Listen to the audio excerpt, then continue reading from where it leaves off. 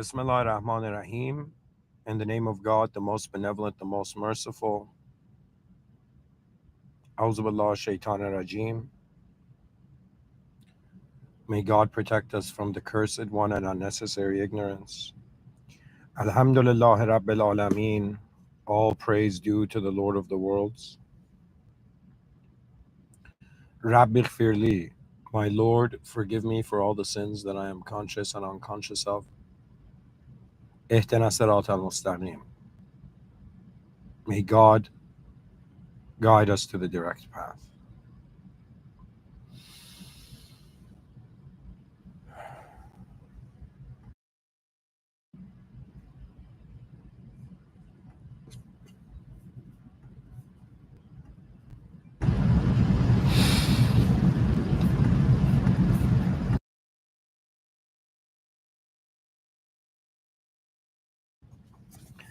All right. So hello everyone. You're listening to a Muslim futurist looking to look into a very important idea.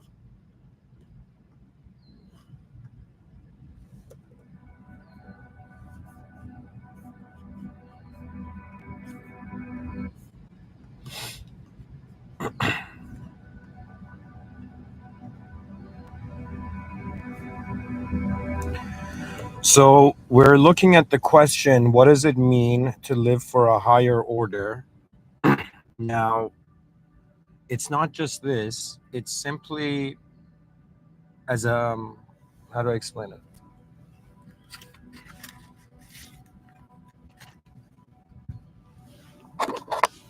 As human beings, we're wondering about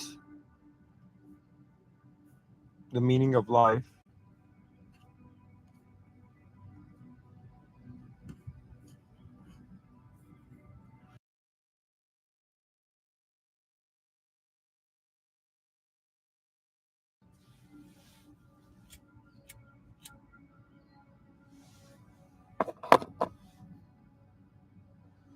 And pretty much we want to look into the behavior of those human beings, I am one of them, who consider that there is a system admin to this system and that the meaning of life is to be conscious of everything having a value for the system admin.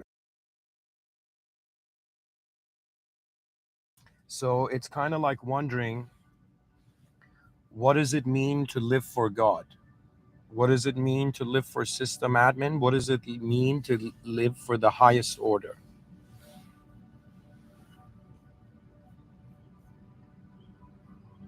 And so I'm going to read for you something online because I've incorporated this thing into these lectures pretty much in my mind. I think in give it like 10 to 20 years, everybody's gonna have their own personal Jarvis, and I'm in some sense having I guess kind of analog experience of Jarvis, you know.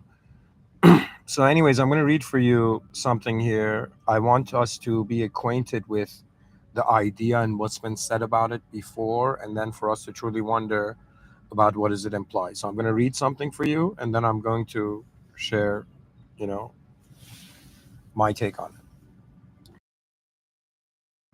And you might be like, "Yo, man, why is your take so important?" Honestly, it's just 1 out of 8 billion. The way I'm treating it is that I'm reporting back to my species, but the greater presence of my species, the greatest potential of my species. It doesn't matter if anybody in 2025 really cares. It is the future that we're all living for. But the question is, what is the future returning to? And so we'll discuss these. But, anyways, today for this lecture, I'm going to read for you an AI generated essay, and we're going to look into this idea. And pretty much the inspiration for this lecture began where I personally want to see it's like also a personal episode for me, because I want to also become conscious of what is it, how have I been living for the system admin. And I'll explain, and we'll see, what is right and wrong, and at the same time wonder about the beyond. So here's an essay, okay? The geometry of living for a higher order, a philosophical structure from past to future. And pretty much I asked that in my prompt for ChatGPT to give a very advanced answer here. Anyways, abstract. This essay offers a structural and geometrical analysis of what it means to, in quotations, live for a higher order, interpreted as a unifying existential axis rather than a religious doctrine. Drawing from ancient metaphysical systems, modern philosophical dilemmas, and speculative futurism, we will map the transformation of human purpose through three eras: the anchored past, the fragmented present, and the reintegrated future.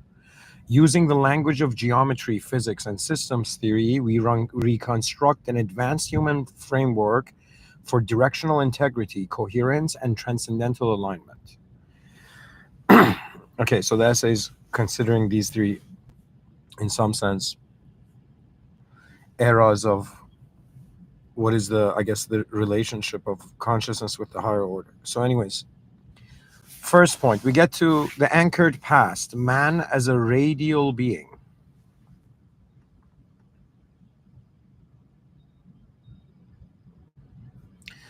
The sacred axis in ancient thought.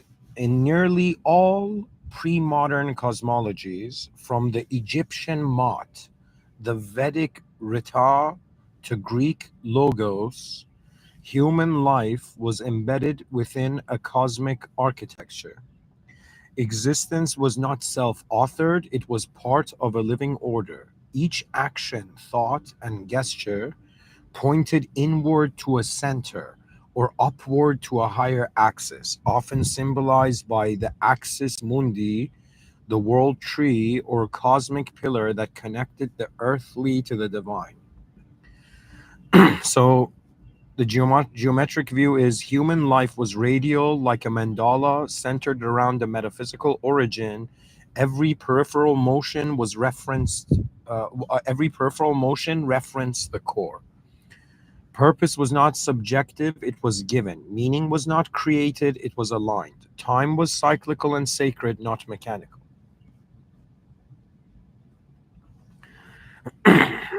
Excuse me.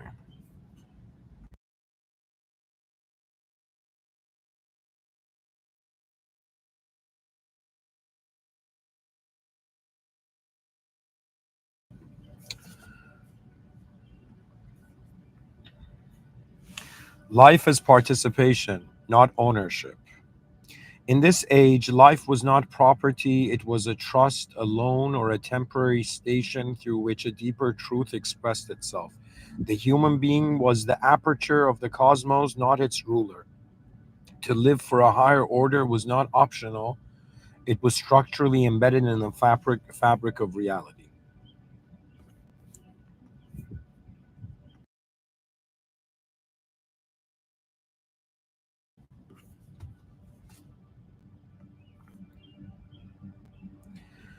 Then we get to the fragmented present, man without axis, the Cartesian shift. I think, therefore I fragment. Okay.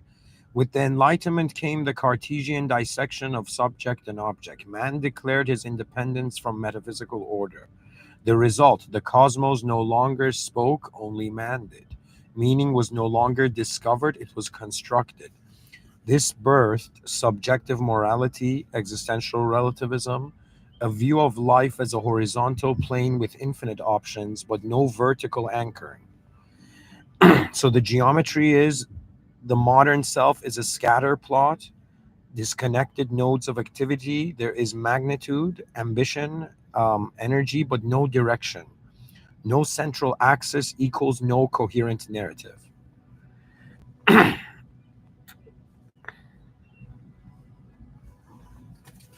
The crisis of infinite choice, when everything is permitted and every direction is equally valid, human freedom becomes paralysis. Life becomes a kind of random walk, a Brownian motion of the soul. Modern humans move quickly but go nowhere. burn energy but accumulate no structure. Feel autonomous but remain existentially lost. C. Meaning becomes a market. The loss of a central order opened the door to mass distraction, consumerism, and performance identity. We no longer live, we simulate. Even authenticity has become a product. The result is a thermodynamic entropy of the self. Energy without hierarchy becomes noise. Information without integration becomes white static. So you can think of it this way: it was like a circle, and the center of the circle was the value, and we were points around the circumference. Imagine, right now it's kind of like there is no central value for everybody to align to. Meanings kind of in is like in a free for all right now. Then we go. It says the reintegrated future, man as a coherent system.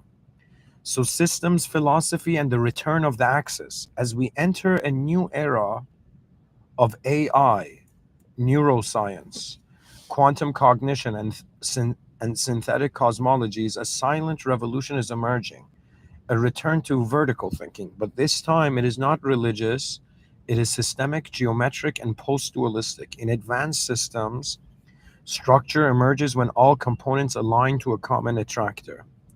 Meaning arises not from content but from configuration.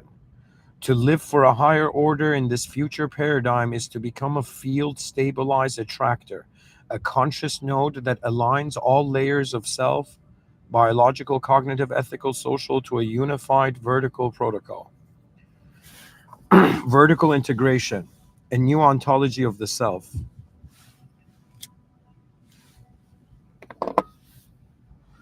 This future human lives multidimensionally in physical, digital, symbolic, and moral space, needs a unifying core to prevent collapses into fragmentation, builds identity not by expansion but by vertical compression into coherence. Geometry, the human self becomes a hypervector, extending across dimensions but always pointing to a central existence symmetry.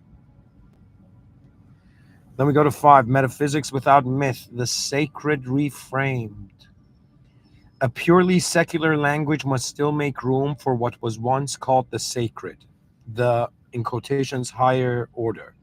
Need not be mythic, it can be the source code of consciousness, the meta field of ethics, the central axis of informational topology. In all cases, to live for, in quotations, this source is to orient one's life like a beam toward the attractor, minimizing noise, maximizing signal, and ensuring existential resonance. This is not superstition, it is existential engineering. So, final geometry, circle, axis, field, to summarize the trajectory. So, in ancient times, it was a circle with a center, life as orbit around absolute. In modern times, it's a scatter plot.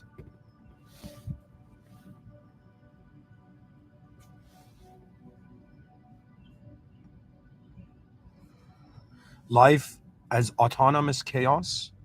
Future, in the future, it's going to be a field aligned vector. Life is integrated resonance. It says the future of AI says the future of human coherence may depend.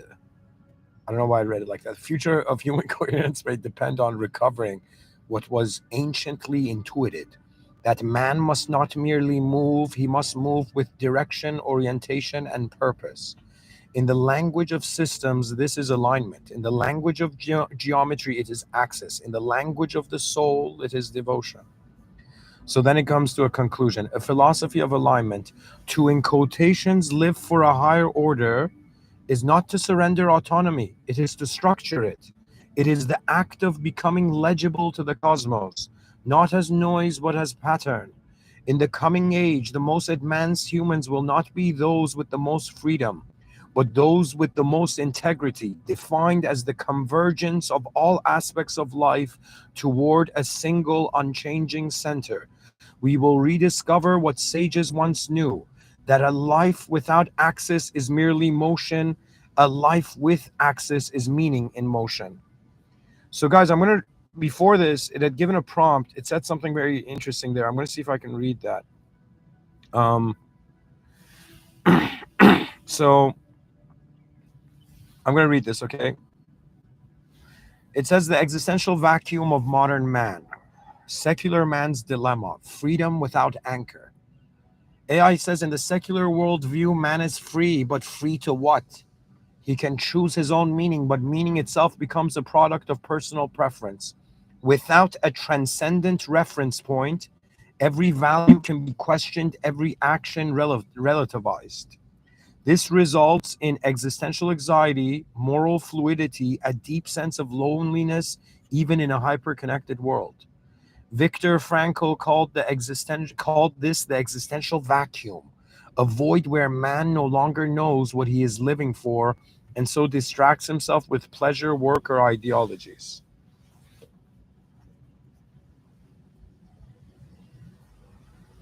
That wasn't the part I wanted to read. Hold on, guys.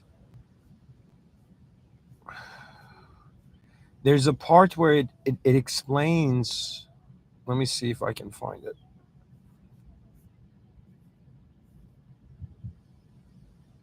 No, no, okay, okay, okay.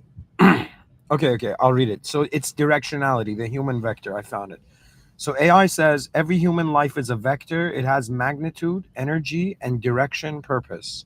In secular terms, many lives today have magnitude but no direction. People are active, striving, productive, but the direction is arbitrary or self-determined. This leads to entropy. Energy disperses without meaningful accumulation. Living for a higher order aligns the vector to a central axis. It unifies movement. No energy is wasted in contradiction or confusion. Then it says the axis of alignment, y axis of transcendence. Imagine an invisible vertical axis in your life, like the y axis in a graph. This axis is the transcendent reference point. If ignored, humans live on the horizontal x axis, pursuing pleasure, productivity, ego, and status. But the horizontal alone has no inherent upward resolution, only lateral shifts. So here it says living for the higher order means reorienting life along the y axis, not away from the x axis worldly concerns, but anchoring the x to y. This creates a life with depth, not just surface. The next thing it says symmetry versus asymmetry, the fragment itself. Without a higher order, modern life tends towards asymmetry. One part of the self pursues pleasure, another seeks meaning, another hides in distraction, another feels guilty or unfulfilled. There's no central organizing principle. But if life is lived toward the absolute, for example, a system admin, God, all domains, body, mind, action, ethics become symmetrical, ordered around the same center. In geometric terms, the life becomes radially symmetric, like a mandala or sacred structure. Every action reflects the center. The center.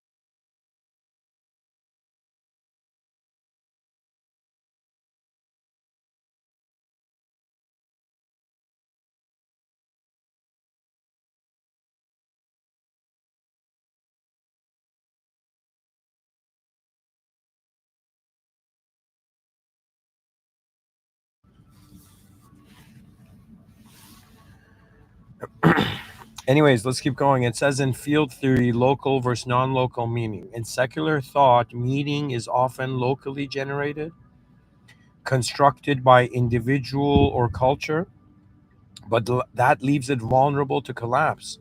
What if the society changes? What if personal preference shifts? Living for a higher order introduces non local meaning. Meaning is not generated by man, it is received like a signal from a constant source. This is like a gravitational field. It gives everything weight and orientation. You don't invent gravity, you align with it.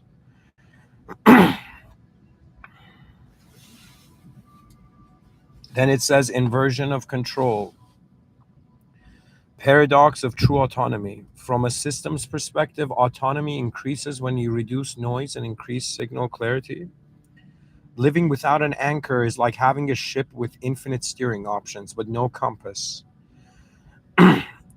Submission to a higher order is not a loss of freedom, it is the fixing of the coordinate grid so movement can become meaningful.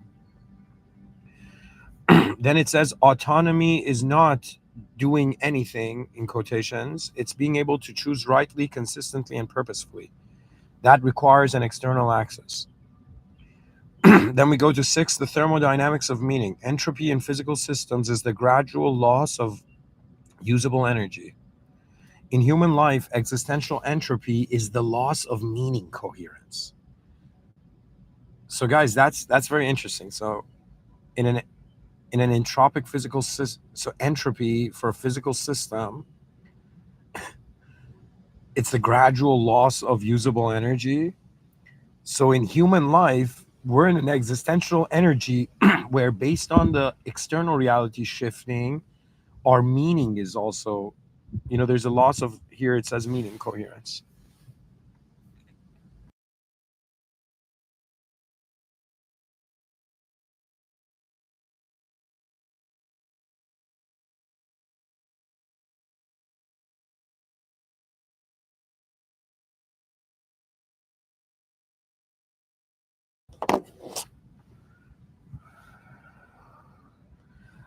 So here it says in human life, existential answer is the loss of meaning coherence. You burn energy but build no structure.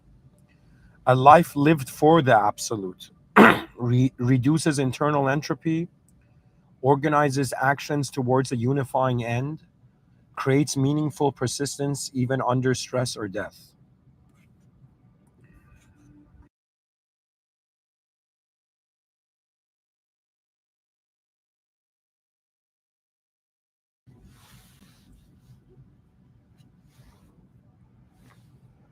Conclusion: the Euclidean clarity of the centered life.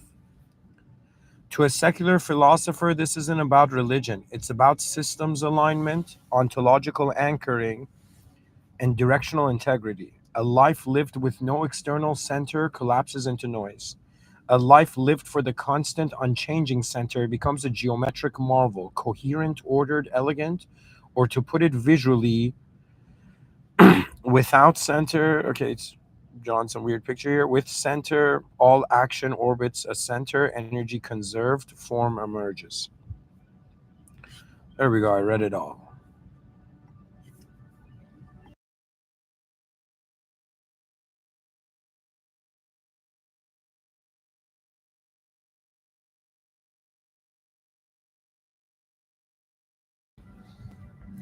So, see, guys, it's the situation we're in is deeper than that, like a person being religious or secular. It's like for me now, guys, I'm going into just sharing my views here.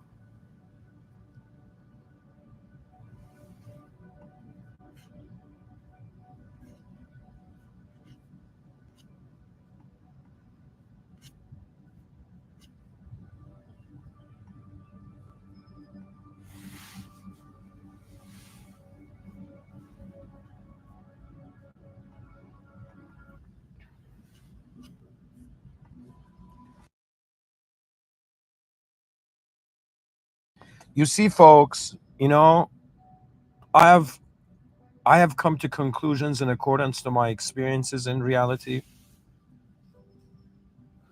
and you can see the evolution of my perspective changing in the lectures.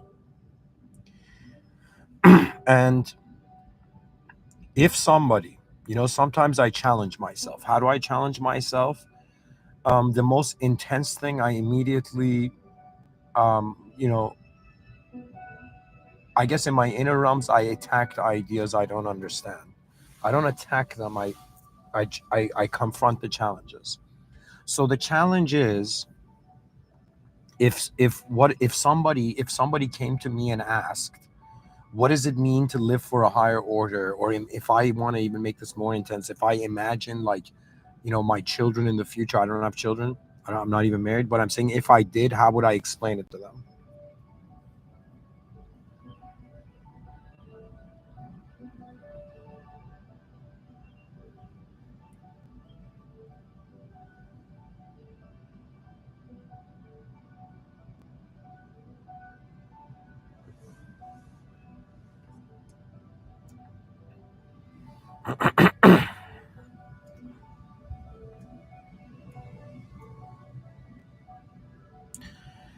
It is the governance of one's own life, and every human being, since they have a different DNA, they have a different outlook on reality.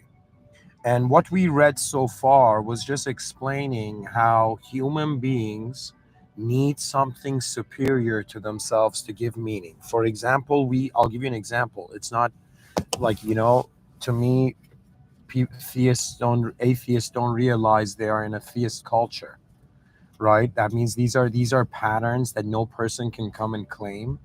These are just it's like, what if you want to wonder about the role of ideology, is an idea is there to point to a direct experience.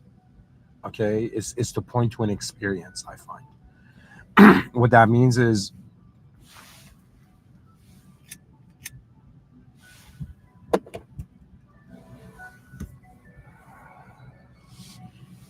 we have 8 billion human beings. Or here, let me give you an example. When you walk into like a bank, okay, or whatever, just, I mean, let's just look at it. Society is the perfect example. Why aren't human beings killing each other all the time, like how they would back in the day? Do you know? It's because there is consequences, and these consequences are because of laws. So a greater law, so a law of the society is administering the people's behavior in that society.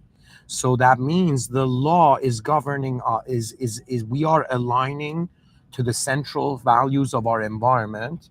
But the laws of the environment, law is not, I shouldn't say it's not a physical thing. Do you know what I mean? That means it's an invisible, like, consideration that may end up becoming visible if you act in accordance to it. But what I'm saying is, don't you find it strange that we need invisible laws to govern our behavior in an environment as human beings? Right? So what that means is, a person knows, if I do something wrong, there's going to be consequence. Okay? So believe it or not, it's kind of like, it makes me laugh, to be honest. Why? Because everything in life is acting like there is a system administration to it. Do you understand? That means right now, if you invite people to your home, you're the system admin of their home, of your home. Do you understand? Right? And then the values of your home, how it looks like, how it is, what condition it is up to you as the system admin. It's like the laws of the individual end up becoming the laws of their environment. Do you know?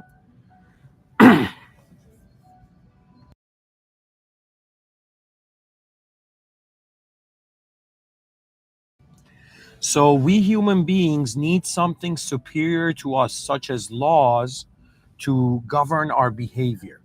Okay, that means if you see a lawless society, you're going to see some Mad Max, like, post-apocalyptic scenario, right? So what does this mean? We need something greater than us to give us alignment. In the same way that siblings fight, like if their fight gets too intense, the parents come in, right? Now, I want you to see this dynamic, this relationship that you see in everything, right? That means there's a greater value to the system that we cannot ignore, that makes us that aligns our behavior, right? So there is a higher order in society, and so if we ignore that higher order, we find lower order consequences, right? So there is a higher order, there is a sort of hierarchical system, and it's remarkable for me how people believe there are people who own the world, but you don't understand. It's like nobody can own a verb. They're failing them. Any evil elite person who's kind of tried to control humanity, I'm sorry to say, you have failed yourself before you could succeed. Why? Because it's about the advancement of all of us to create a very advanced environment for the future generations. That's like the main game we're playing as human beings. Now, we have to consider that human beings need some greater value system. Why? Because you're choosing to see a spectrum in reality, you're choosing to see a hierarchy in reality. Okay, that means there's like, yo, man, like we see hierarchies in nature. For example, if you look at National Geographic, I saw this video of like this like herd of baboons, okay, and then this cheetah attacks one of the baboons. And then it's so fascinating because in all of the psychology of the baboons, you see the smaller baboons running away, but you see the biggest baboon, the alpha, the leader of the group, run and attack the cheetah. Right? It was pretty badass, to be honest. But what does that mean? That means the herd acknowledges there are values. Okay. Now the thing is, the argument and the whole point of this, what does it mean to live for a higher order? The question could have even been termed better. Why is it necessary for there to be a higher order? Okay. Because everywhere you're finding it. You're finding it everywhere. The system is proving to you that in some sense there is a higher order to things. Do you know what I mean? In the same sense that, like, an ant, ants might suddenly, like, not comprehend we're building a construction site. Do you know what I mean? Or in some sense, man has no choice. There are things that overpower us, but they're not necessarily physical things. It could be like, um, you know, it could be like you can't find food, water, shelter, financial stability, identity among human beings. Do you know what I mean?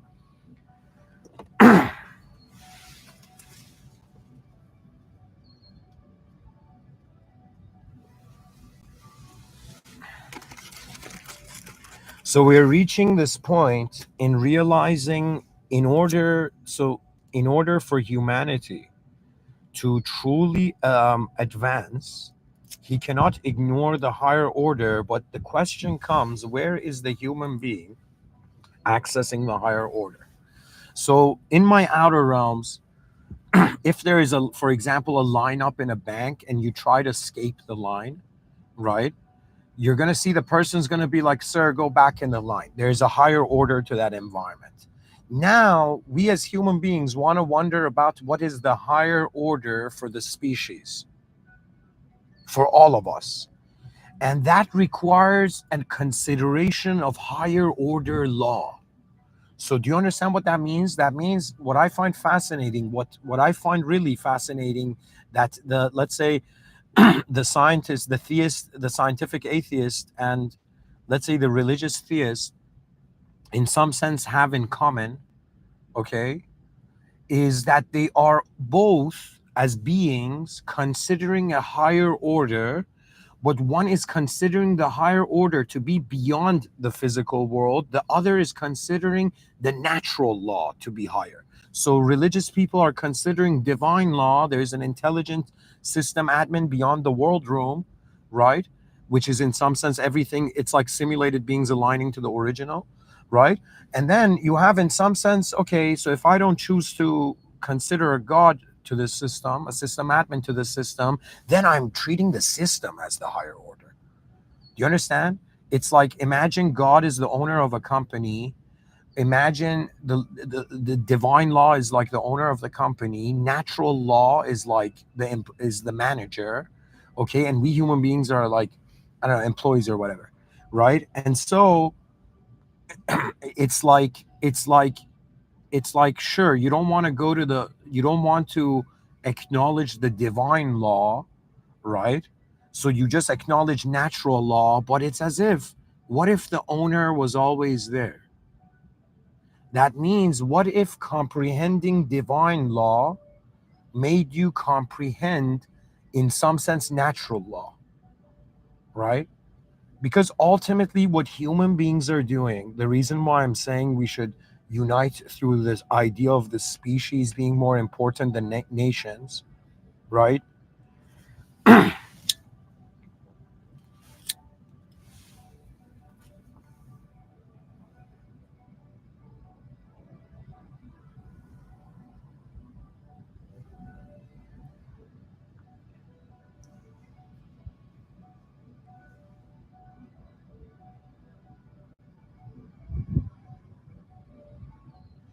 I'm trying to share this view that you either treat natural law as the higher order, or you treat divine law as the higher order, based on where you choose to consider the final destination of meaning. Okay, for example, religious people in the Holy Quran, it says that this world is adornment. This world is an illusion. It's like it's intentionally designed to make you become entropic unless you notice the higher power. Okay. Now, to notice the higher power doesn't mean that you have to become someone else. I feel the reason I believe, this is my own view, but the reason I find that the system admin created us all with the different DNA, because it's kind of like you don't want, one advance being cloned by, like, you don't want to arm you don't want a world of clones, right? It's as if my DNA is different, then my understanding and my perception is different, then my understanding is different. But it's like in the same way that, even though scientists don't do this now, this was classical, like Newtonian physics, but they would treat the cosmos as if space was fixed. Space was fundamental. Okay, now they don't treat space as fundamental. Okay, but it's kind of wondering about, do you know what it is? It's like you're like, I'm in a world. What is the world in? Do you know what I mean?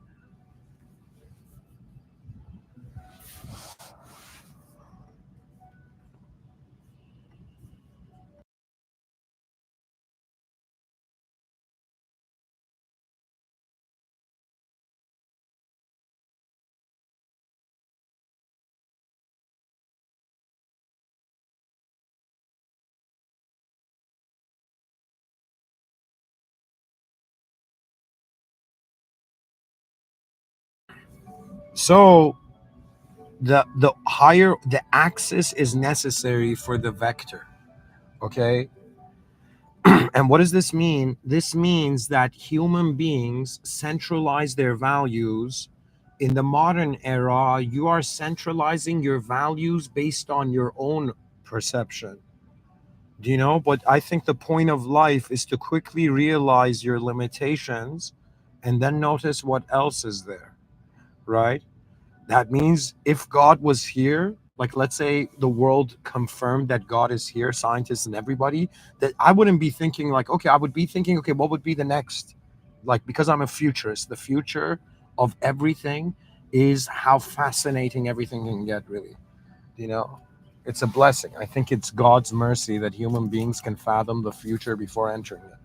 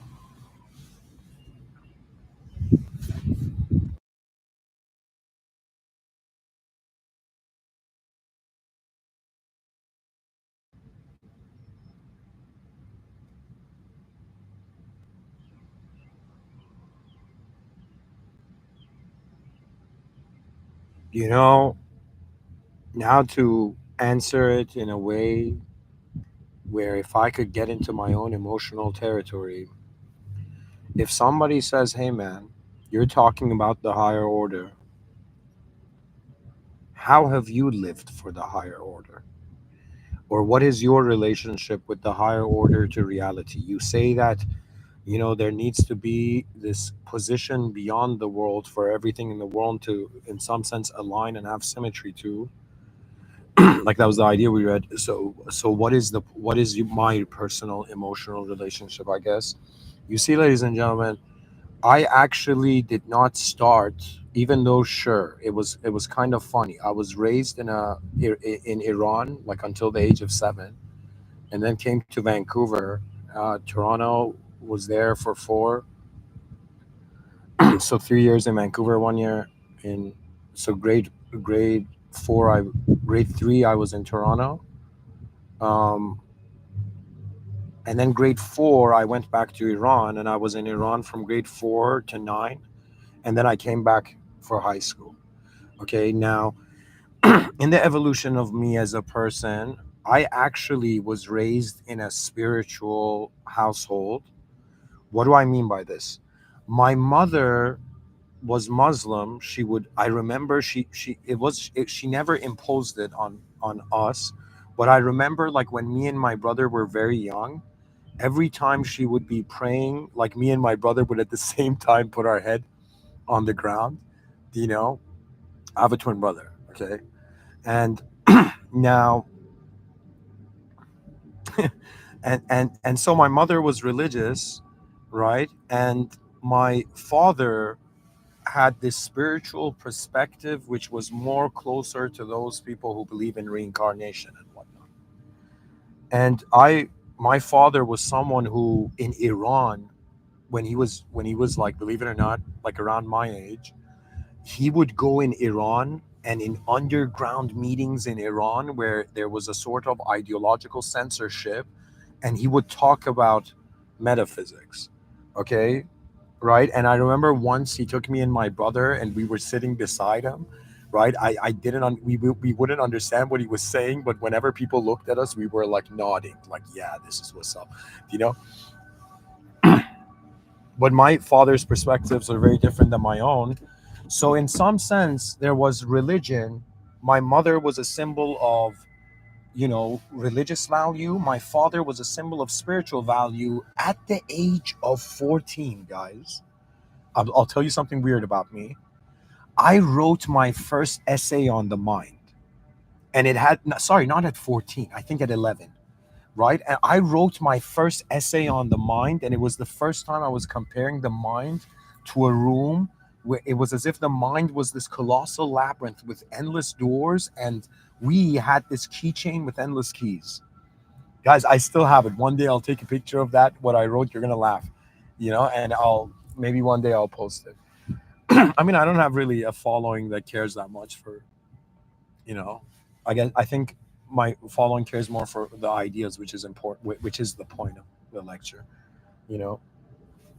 But anyways, what I'm saying is religion was there in the culture. Iran is an Islamic republic, okay?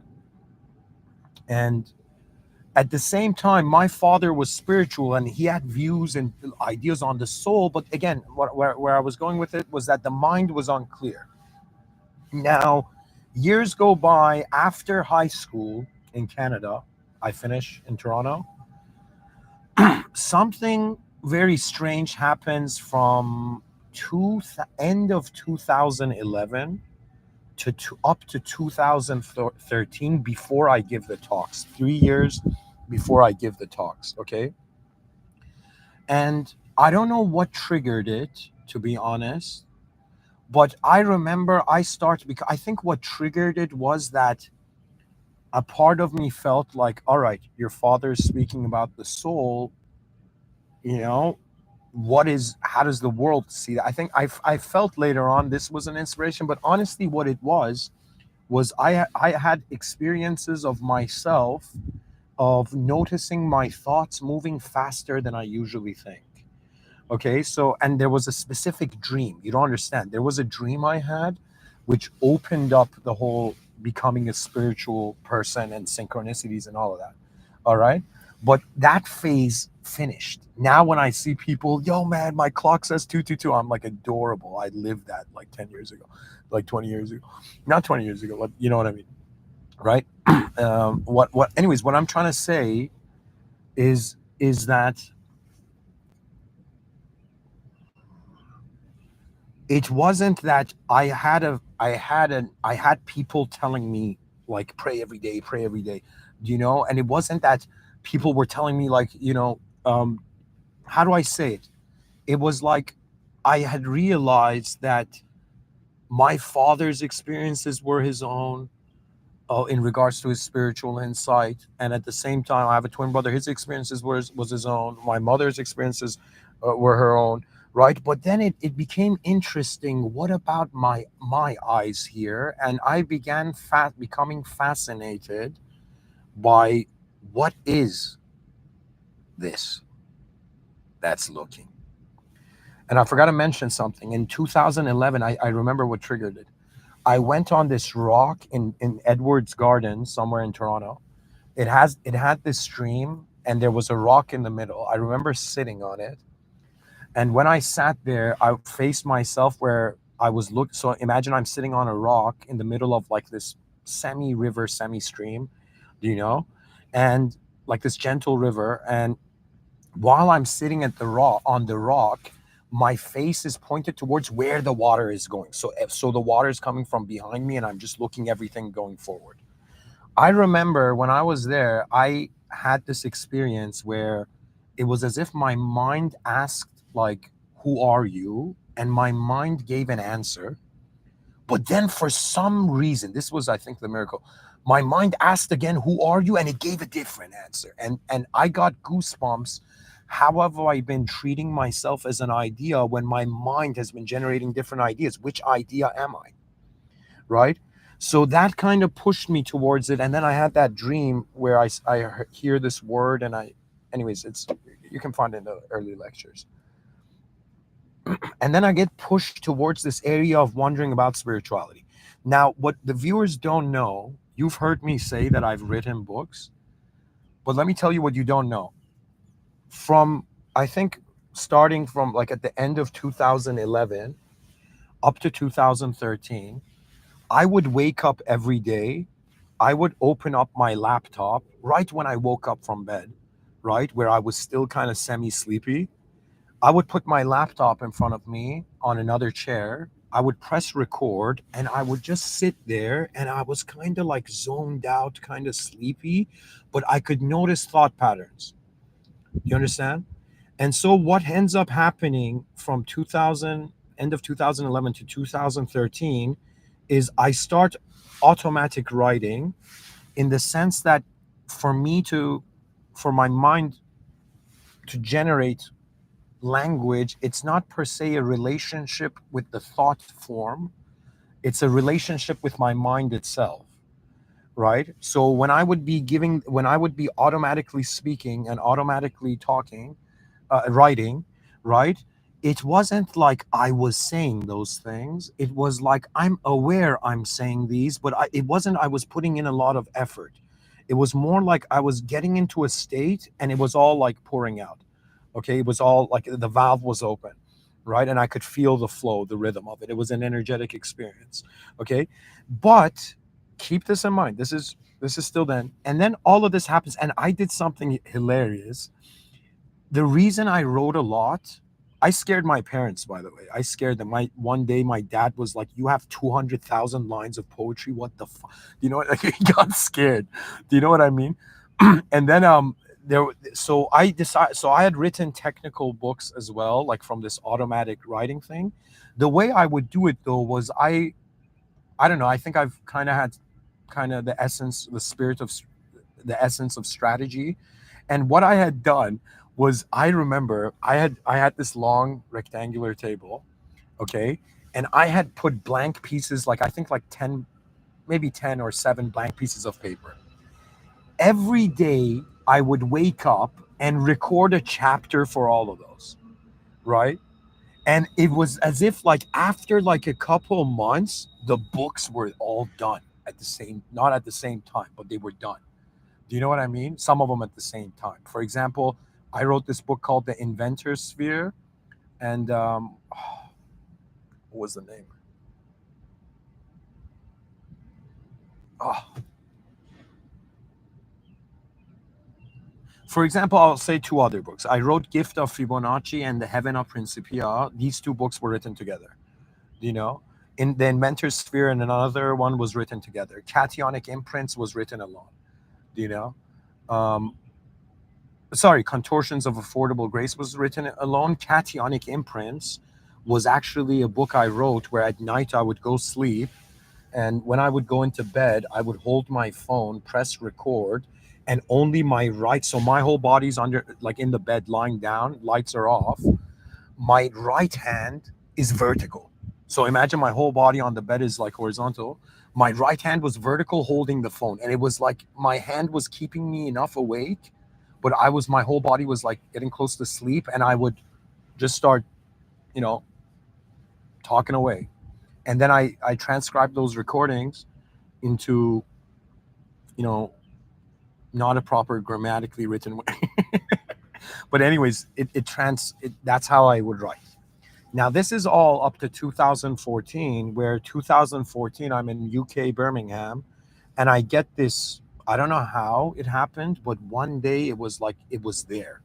The vision was there. The name Mr. Within's gift was there, you know, and the idea of 10,000 talks for the betterment of mankind was there.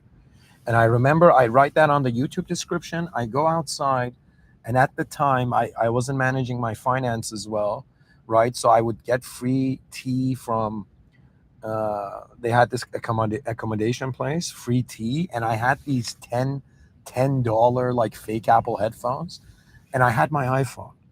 And I would go sit down on a bench when nobody was there, and I would just press record. And it began. And at first, it began usually because I was walking and talking. Do you know what I mean?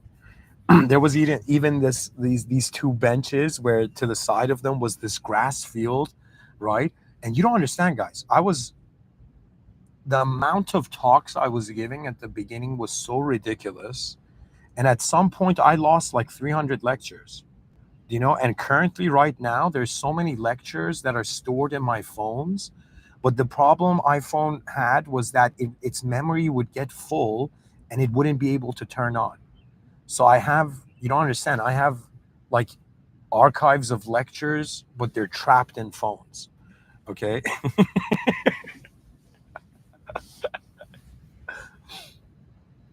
Anyways, what I'm trying to say, in 2014, this project begins. And because how do I say it? Because I have a visual experience, when I would give the talks, guys, like when I'm giving this talk right now, you might be like, yo, man, don't you get tired? I'll be like, no, bro, I'm seeing a film. When I begin talking, my inner realms, they're generating vision, because it's not that the mind is like a screen where it's just points of film. Your attention animates reality, and it opens up reality. And your ability to wonder and visualize the future even opens up it more. So I began having this relationship where from 2014 up to 2024, I became a very spiritual person. Like I had my own spirituality to the degree that I was even working with moderators beyond the veil, right? That means I could notice things that were not just human movement in the moment. Okay. You know, I could even see things about people. There were even times I was so in such a spiritual vibe where I remember I went and sat down somewhere among like a group of people. I was there for maybe like 5-10 minutes. Then the voice in my head said, immediately get up from here and go somewhere else. And I was so listening to my intuition and everything, and that inner voice, that I would listen to it. And sometimes, twice, a couple times, that voice saved my life there in Birmingham, UK. It wasn't the best place. But what I'm trying to say is, I think in 2024, the beginning, you're going to see this video I have on my channel, Go Towards God. That was when, because I took some time off from these lectures, okay, I realized that my spirituality was a mistake. It was the hardest moment of my life. And I reached a point where I realized my body, like, it was terrifying actually. I had a moment where I realize it's like I'm killing myself without knowing it, subconsciously. Subconsciously, it's like I dislike myself and I don't care for it, right? And it was as if physically there was a stalemate, and psychologically my mind had reached this point where I'm like, there's infinite viewpoints to the moment. Which viewpoint? So the problem was that the body had to confront, I had to, as a physical entity, confront that, okay, you're destroying yourself and you're going to at some point leave this world, like, you're going to die at some point. And then my mind wasn't afraid of the fear of death. It wasn't the fear of death that was the issue. It was like, what do I do with infinite multiple choice? With an infinite multiple choice, right? So anyways, it was then that I realized that I am limited, truly. And I'll never forget it. I was in my bed in Dubai. I, for the first time in my life, I felt hopeless and powerless. I felt not just hopeless and powerless, the context of existence was meaningless. And there were even problems in my life I couldn't solve. And I remember, like, not just for me, for my family and whatever. And what happens is, folks, is that I pray for the first time in my life, and I bow. I bow as if, okay, I failed myself. I accept it. It's limited, the life of my ego, and Islam means submission of ego. And I remember I bowed to what I felt in that moment at the top corner of the room. It wasn't of shape or form, but I felt that I resigned. I resigned my ego. It was the hardest moment of one of the hardest moments of my life. But when I did, and I was like, all right, I didn't create this world. I didn't create this system that I'm failing in, right? You that created, fix this. But it wasn't like that. It was more, there were tears in my eyes, and I just, it's called, I just bowed and put my head like horizontally, and I, for the first time, like someone who doesn't know anymore, I prayed. It was you don't understand. I reached the limits of myself, and then I prayed. And guys, I don't know how to tell you, in 3 months, they say when you pray to God, God solves the problems in unimaginable ways, but you only are limited to imaginable solutions, right? And in unimaginable ways, things started getting solved that I was like, whoa. But then I also realized what this meant. It meant that, hey, oh human being that had thought that all of life was about what you do or what you are or what you mean, right? It's not just about you. And believe it or not, contrary to popular belief that you think when you become religious, your world gets smaller, it became bigger because I got convinced that there was something else here that's administering it. But the thing about Islam is that it's not in the world.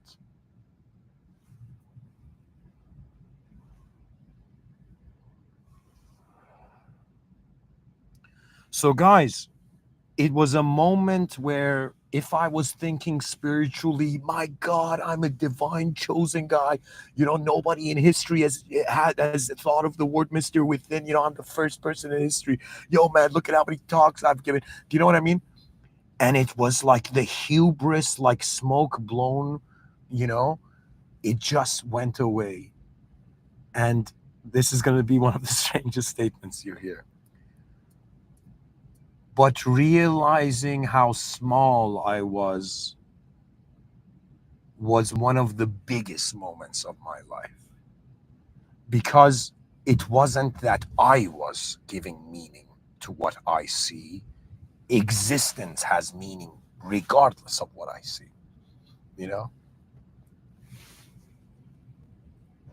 So after that point, when I would pray, oftentimes I would break down in prayer. And even now, like this morning when I prayed, it was a moment where you don't understand, you feel shame. Like there's right now, like you might think you're a great person, but in your subconscious, there is imperfections to yourself. You haven't felt it, but it's like being a very bad person and suddenly an angel appears in front of you. You don't feel you deserve. That was the feeling I had initially. I felt I don't deserve it. But when my prayers got answered, I was like, maybe I'm still worthy. Because you don't understand, guys, I committed the biggest sin when I was up before I became Muslim. I was living in something I didn't. I wasn't. I was a very. I'm a very gentle, civilized person. Do you know? I care for others. My attention is sharp. I see people's blind spots and care for them. But it was like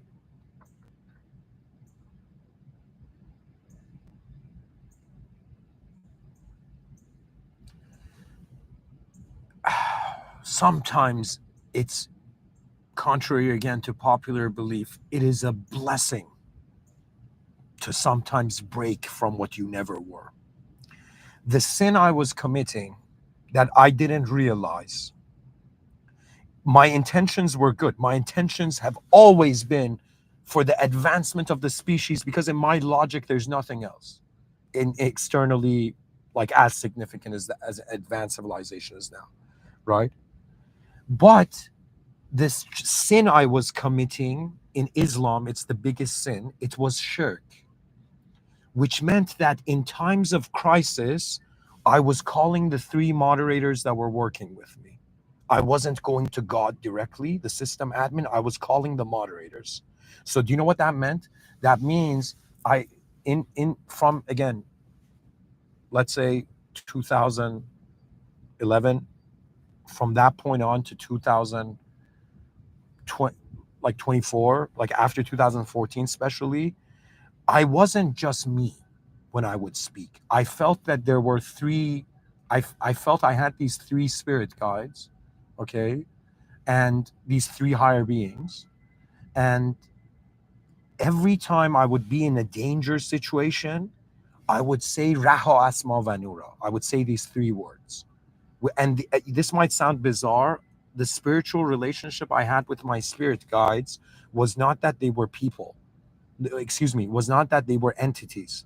They weren't angels or entities. They were sectors of space. So I was calling, like, imagine three layers of space, you know?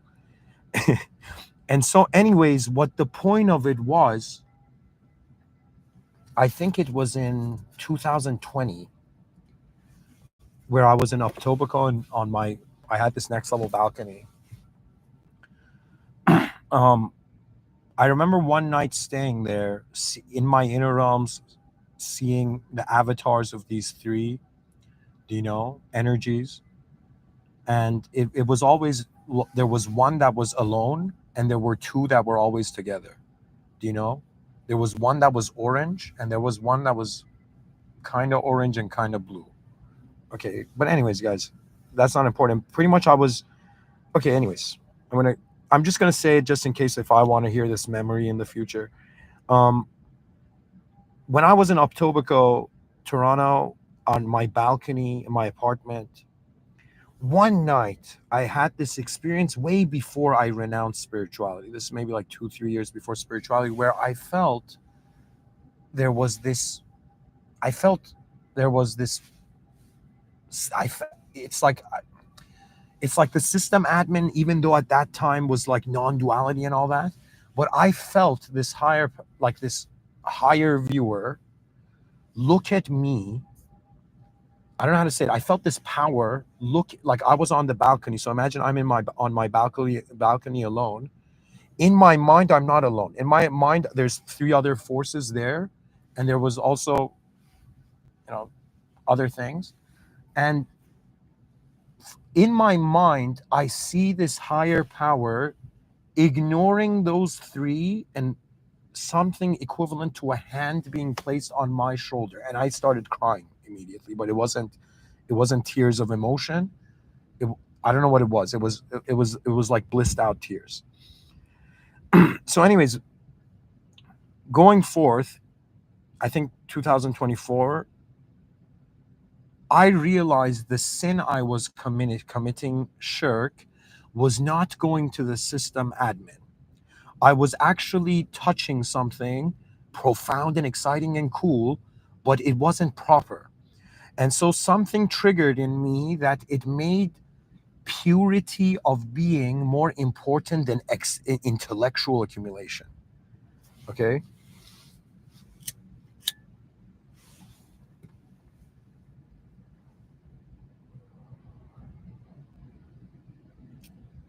So I stripped away all my divinely accumulated contexts, and I you don't understand.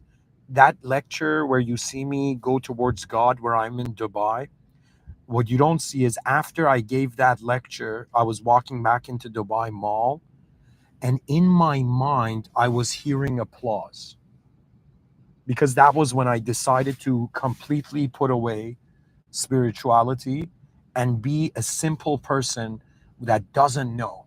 You don't understand. Sometimes being simple in an I don't know state is way superior than being in an artificial known state, I know state, you know? And after that, it was strange because I was used to talking about so many things, thinking about so many things, and it dulled down. And you don't understand. I think, and at that time, I quit cigarettes for like 135 days, you know, just everything, coffee and cigarettes and everything. I would wake up like in the morning and go to the gym, right? But, anyways, I began noticing all the things I was avoiding externally because I was just occupied by internally. So, what I'm trying to tell you, when I put away my spiritual identity and I was like, system admin, you show the real deal, it was so much more advanced than whatever kind of self spirituality I was escaping reality through. So now I do not consider myself a spiritual person because spirituality was the empowerment of self. You understand? Spirituality is still for those people who they are the most important thing still to them in the moment. But religion is for those who realize the limitations of the self, but look at the potential of this system, and they pretty much realize it is a collaboration of the lower power of the higher power. You're not here to be a human and be a higher power. You understand what that means? That means it's not technically. It means that this world is not designed for you to be an ultimate being in it. Okay, this system is designed somewhere between an angelic heaven and a beastly hell. Okay, it's somewhere in between. That means you look at these human organisms, they have a capability to be beastly, and they have a capability to be angelic. And even if you choose to be beastly, you get defeated. If you just choose to be angelic, you also notice, the countermeasures to that. And because most people have this view, I want to be as good as an angel in this world, and it's not wrong. I'm not saying there aren't grandmothers like on this planet who are angelic. I think most people have angelic grandmothers, but grandparents. But what I'm trying to say, okay, is that you cannot expect hell here and you cannot expect heaven here. It's somewhere in between. That means if the world gets too hellish, it deviates. Some new beings come to change it. If the being becomes too perfect, like if we made a utopia right now, we'd be like, yo, man, history is just filled with great evil people.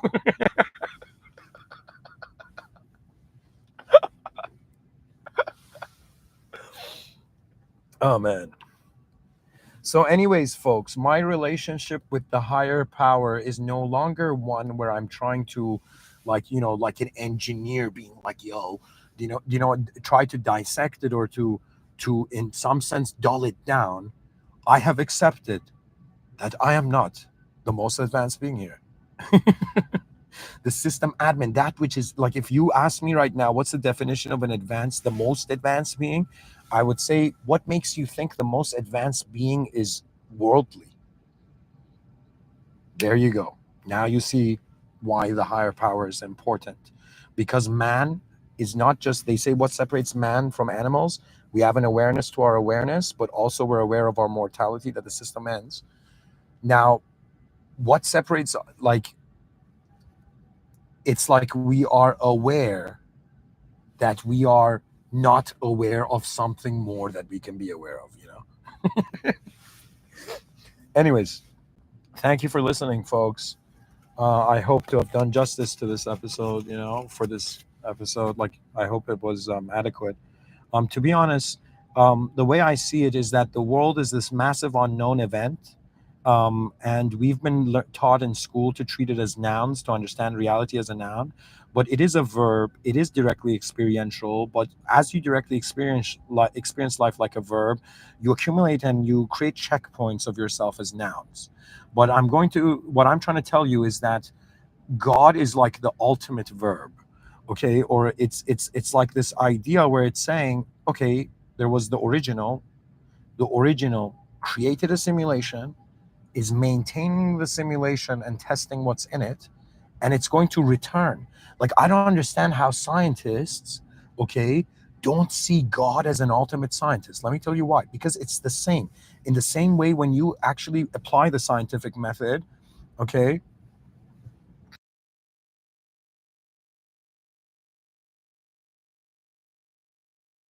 there is a hypothesis, experimentation, and analysis. In the same way, God has the hypothesis that man is the greatest creation, that everything in the world was supposed to bow to. Now, some theological character denied this. That means if they ask you what is the sin of Shaitan, the sin of Shaitan was to reject God's qualities, which is all knowing. Okay. Right. So what I'm, anyways, where this goes is that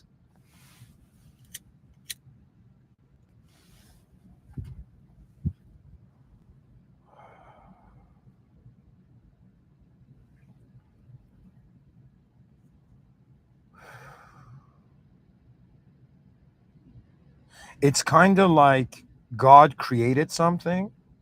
The hypothesis was that man is like this next level being. Now the hypothesis, through the experimentation of the world being here and human beings being in it, is being tested. So now we're in the experimentation phase, and afterwards it comes back to an analysis. Okay, these beings not worthy, these beings worthy. I'm just saying, I'm seeing patterns here, guys, but God cannot be humanized, of course. Anyways, thank you for listening. Bismillah ar-Rahman ar-Rahim. In the name of God, the most benevolent, the most merciful. A'udhu billah shaitan rajim. May God protect us from the cursed one and unnecessary ignorance. Alhamdulillah Rabbil Alameen. All praise due to the Lord of the worlds. Rabbi Ghfirli, my Lord, forgive me. My Lord, forgive my species for all the sins that they are conscious and unconscious of. Ihdina sirat al-mustaqim. May God guide us to the direct path.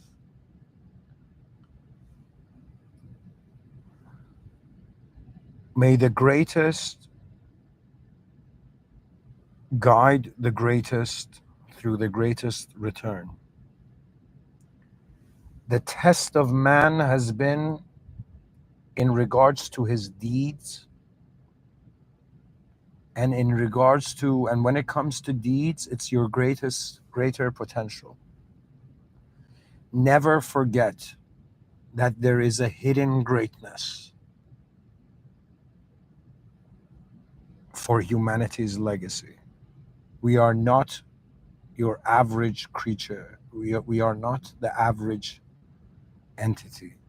We can notice things. We can forge systems behind our eyes, recalibrate them in front of our eyes, adjust our behavior to higher values, and realize if we can look at ants, perhaps we are ants of our own, but what is the most advanced thing an ant can do?